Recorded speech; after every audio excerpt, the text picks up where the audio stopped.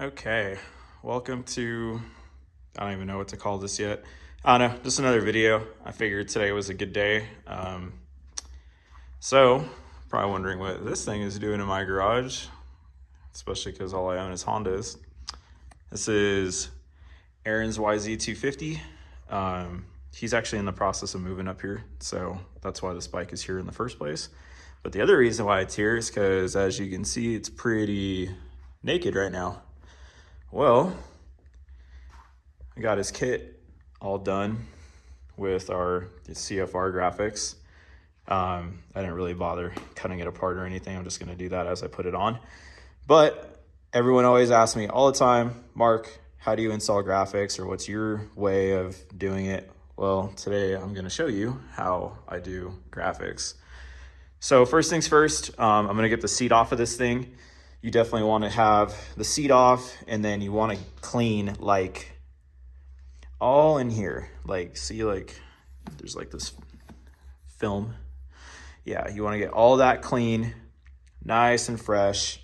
And then I will kind of show you step by step, how I kind of prep these things. I'm going to take the brake line pinch off there and there so you can get the fork guard graphics on a lot easier. And yeah, it might be a little intimidating the way that I do these things, but I don't know. It's always worked for me. I've never really had any issues.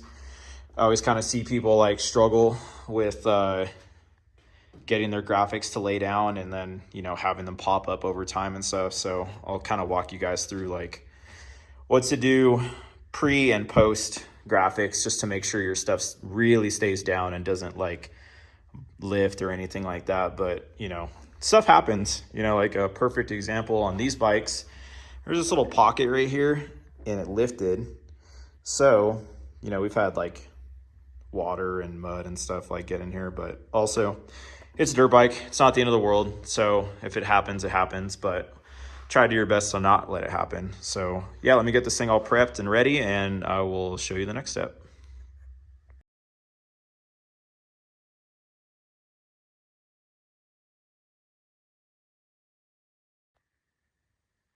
All right, so now that we got it pretty much prepped, brake line guide off, seat off, all that stuff, you're gonna take some isopropyl alcohol and a somewhat clean rag, and you're just going to use this stuff. So isopropyl alcohol gets like all the little like grease and film, all that kind of stuff that actually comes on these plastics. It gets it off really well. So yeah, just make sure that you get like in these little corners in the bolt holes, because graphics, especially where I got this template from, it's pretty good coverage, but you just want to make sure that the surface is really clean.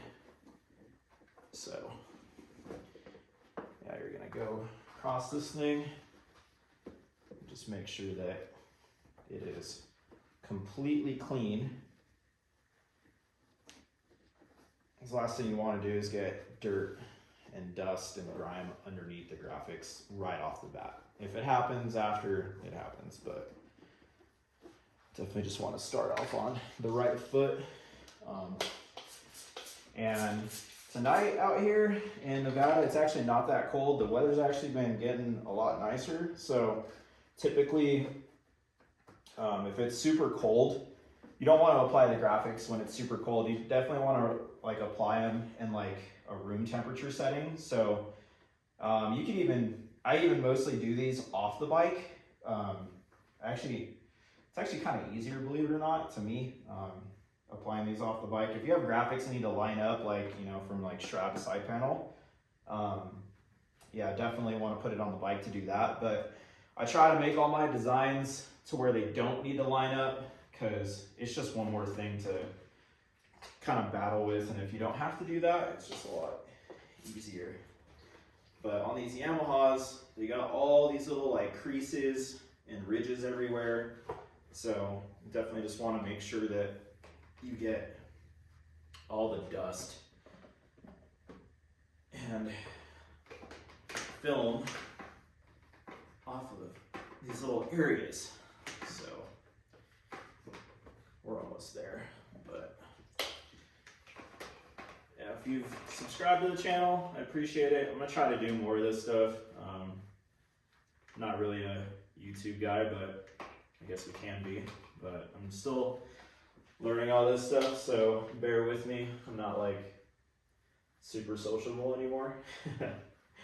So this is kind of out of my element, but hey, here we are. All right, so that's all done. And then let me grab, we'll probably start with the shroud. I'll grab the shroud first and then we'll go from there. All right, so now the bike's all clean. This is what I use. I use a torch. I don't use a heat gun. Again, preference. You can use whatever you're comfortable with. So I preheat this.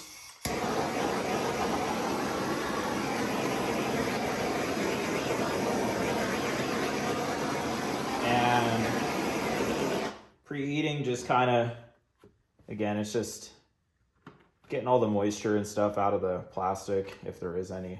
And then, so here you go. You got your shroud graphic. So we're gonna stick this area first. This is the most important spot, and then we're gonna work it up and then work it down. So just gonna take your graphics. We're gonna peel that section off. And then let me grab my scissors real quick, make this a lot easier. All right, and we're just gonna cut like a relief. You got a company that just cuts these out and they come pre-cut. You don't have to do any of this stuff, but we don't have the Graphtec stuff to do that. We kind of just do it the old school way. I don't do motocross graphics full time, so we just kind of work with what we got at the shop and we make do. So, all right. And let's see here, we will definitely peel that area, fold that back. Peel this area, fold that back. All right, so what you got is, got this whole area right here, ready to go. So let's get to sticking, shall we? All right, so typically you want to line up a hole. That is your best point of reference. Luckily, this hole on this bike is like right in the middle of the shroud. And then kind of just freehand this thing a little bit.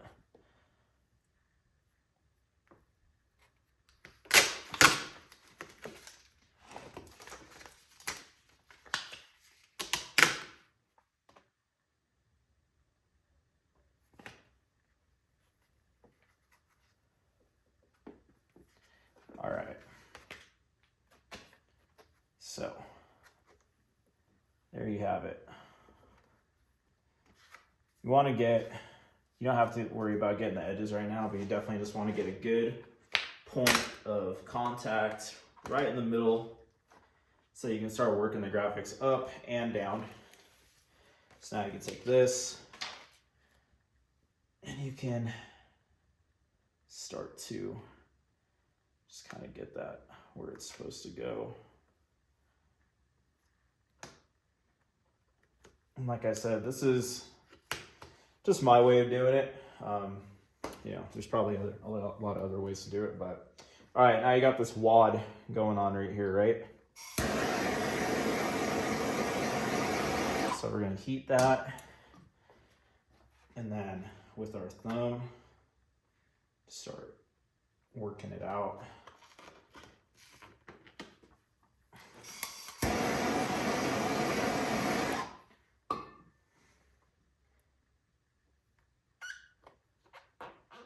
I almost wish that I had like some type of POV mount to kind of show you guys like what I'm doing, but this will work.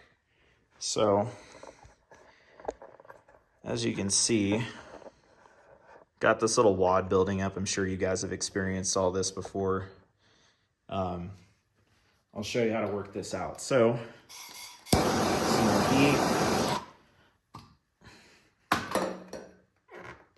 See how it's just like more heat, but then you just go small, like baby steps at a time.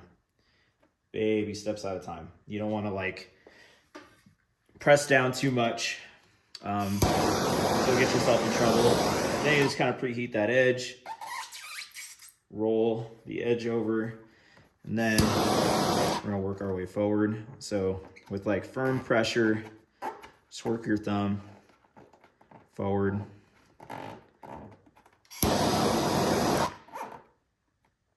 And then look at that. Nice and uniform. You can see like how good this all lines up. It's pretty on the money where it's supposed to be. Some of these templates really just depends on where people get their stuff. I know I've had people ask me like, oh, like my graphics, they don't line up and you know, yada, yada, yada. Like, I don't know where the person got their template from. Well, we're kind of at the mercy of like how accurate the template was made. A lot of us buy these online. The only person I know that was making templates, was making their own templates at the time was Justin Nicholas from MotoPro back in the day. I remember when I briefly worked at MotoPro back in the day with Justin. I saw Justin spend a lot of hours making his templates. So it's not an easy feat by any stretch of the mean. So, like I said, you just take your time. Now you can start rolling this leading edge down. And you just want to like cover your bases. You know, just, all right, did I go down on that spot yet? And like, see how all that just got baked in really nice. So far so good. Now, let's go back over here. Get this a little bit lower. Now we're gonna do this spot right here. All right, so now this spot, pull the backing. Now you got two holes on this one to line up. So you wanna make sure that, as you can see, this is good here, but some reason, I'm pretty sure this isn't the template's fault. I'm pretty sure this is the plastic company. So when you get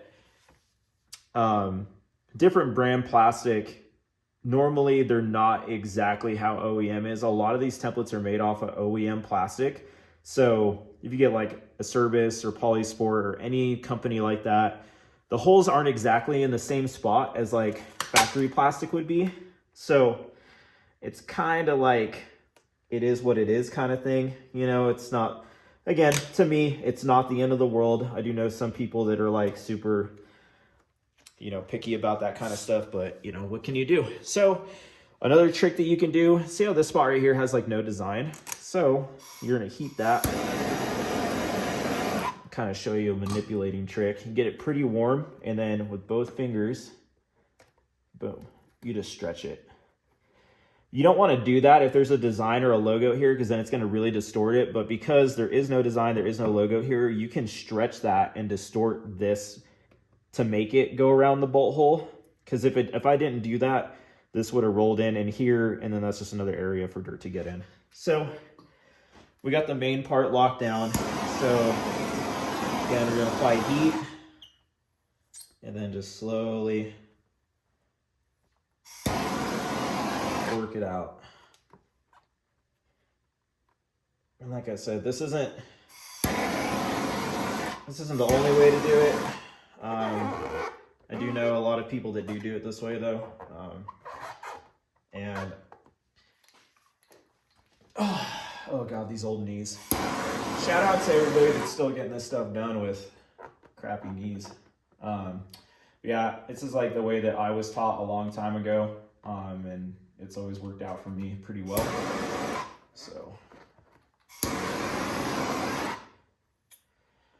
and then yeah, the biggest thing is with graphics is just take your time. I know it can get pretty overwhelming pretty quickly. You can get in trouble really quick and then ruin a set of graphics. So you just really want to take your time. It's almost like therapy. Things don't happen overnight. So let's do that.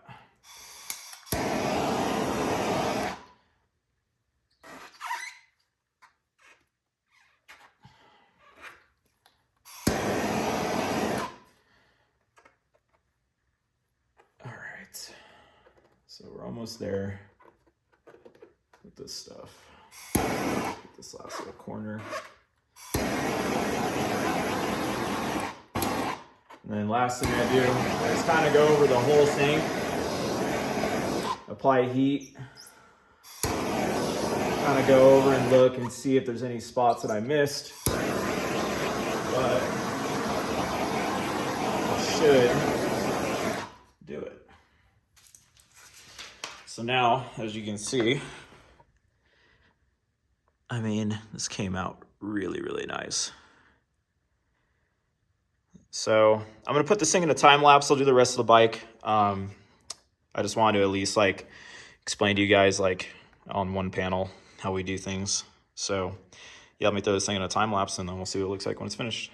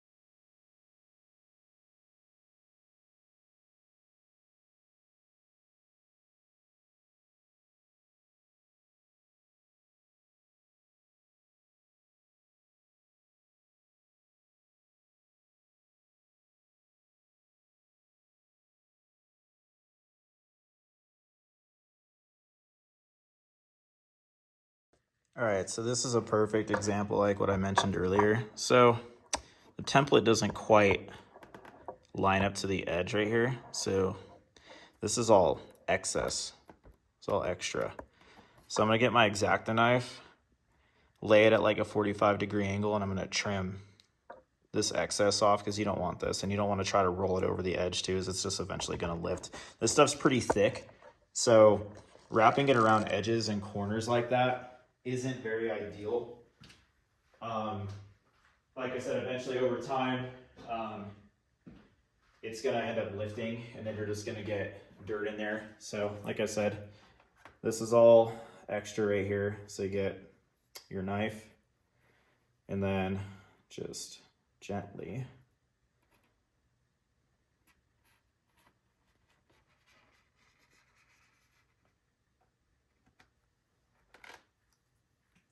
you're gonna clean this edge up.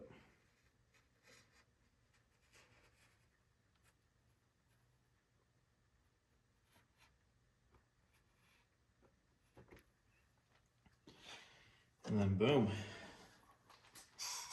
Hit it with the heat again.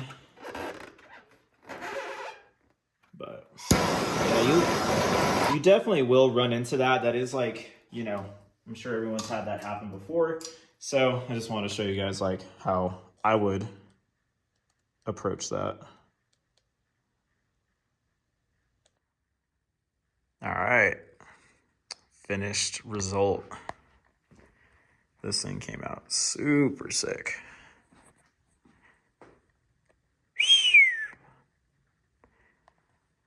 All right, So yeah, like I said, it's kind of like my technique on how I do everything. But you know, everyone's got their preferences. That's just mine. So hope you guys learned something. If you did or didn't, then great. If you can, just subscribe to the channel. It'll get me more motivated to make some more content like this. I'm also gonna like film some race day stuff. My girlfriend Sarah is gonna help with that. She's gonna be the woman behind the lens on that kind of stuff. But next, tomorrow, I'll probably make another video. Aron had a little get off at Hangtown, and here's the end result.